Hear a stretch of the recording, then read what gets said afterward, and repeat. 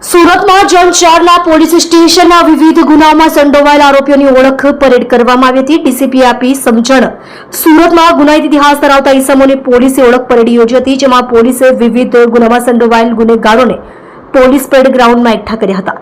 જેમાં પોલીસે ઈદના તહેવારને ધ્યાનમાં રાખીને વિશેષ કાર્યવાહી હાથ ધરી હતી, જેમાં ગુનેગારો સાથે વાતચીત કરીને પોલીસે તેમને સમજણ આપી હતી.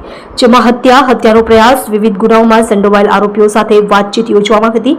પોલીસ પરેડ ગ્રાઉન્ડમાં સમજણ અપાઈ. માહિતી અનુસાર સુરતમાં ઝોન 4ના પોલીસ સ્ટેશનના વિવિધ ગુનાઓમાં સંડોવાયેલા આરોપીઓની ઓળખ પરેડ કરવામાં આવી હતી. ઈદના પર્વને લઈને પોલીસ ખૂબ જ સજાગ થયેલી જોવા મળી હતી. સુરત જિલ્લાના વેસુ, ઉમરા, ખટોદરા, અલથાણ પોલીસ સ્ટેશનના આરોપીઓને પોલીસ પરેડ ગ્રાઉન્ડ લાવવામાં આવ્યા હતા, જ્યાં તેમને સમજણ આપવામાં આવી હતી. વિવિધ પોલીસ સ્ટેશનના ગુનેગારો વિવિધ ગુનાઓમાં સંડોવાયેલા છે, જે કોઈ ગુનો ન કરે તેવી ચેતવણી પણ આપવામાં આવી હતી. ઈદના તહેવારને ધ્યાનમાં લઈને કાર્યવાહી કરવામાં આવી હતી.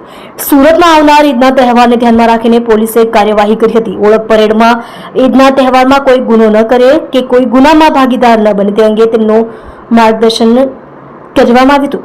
પોલીસ પરેડ ગ્રાઉન્ડમાં આરોપીઓને બેસાડીને ડીસીપી વિજયસિંહ ગુર્જરે વાર્તાલાપ કર્યો હતો. તેમજ આરોપીઓને જણાવેલ કે કાયદામાં રહેશો તો ફાયદામાં રહેશો, તેમજ ફરીથી ગુનો ન કરવા અંગે આરોપીઓને પોલીસે સમજણ પૂરી પાડી હતી.